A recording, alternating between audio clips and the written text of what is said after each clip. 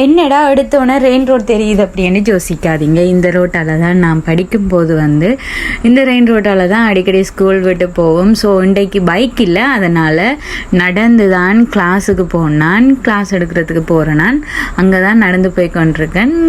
இதுவும் ஒரு மாதிரி ஜாலியாக தான் இருக்குது அப்படி என்று சொல்கிற மாதிரி தான். ரொம்ப நாள் ஆகிட்டா அந்த மெமரிஸ் எல்லாம் அப்படியே ரிவைண்ட் பண்ணி பார்த்துட்டு இருந்த மாதிரி இருந்தது.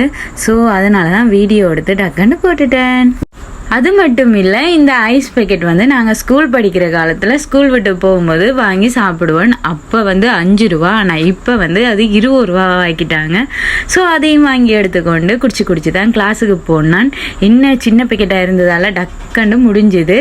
சரின்னு சொல்லி போயிட்டே இருந்தேன்னா ரொம்ப நாள் கழித்து நடந்தது. ரொம்பவே டயர்ட் ஆகிட்டு இடுப்பில் சுற்றி பார்த்து இடுப்பில் கை வைக்கிறது மூச்சு இறைக்கிறதுன்னு சொல்லி ஒரு மாதிரி ஸ்கூலுக்கிட்ட வந்தாச்சுது. எப்படா ஸ்கூல் வருமண்டே போய் கொண்டிருந்தேன்னா ஒரு மாதிரி சர்ச் அடிக்கிட்ட வந்துட்டேன். இன்னும் கொஞ்சம் தூரம் தான் இருக்கு ஸ்கூல். ஸோ அப்படியே போயிட்டோமா, கலைக்குது, கொஞ்சம் மூச்சு வாங்கி கொள்கிறேன்.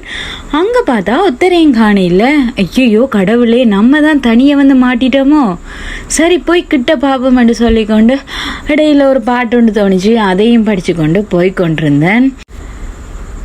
கண்ணை மூடிக்கொண்டு உன் பின்னால் காலம் முழுவதும் வருவேனே, உந்தன் பாதையில் பயமில்லை நீ வா.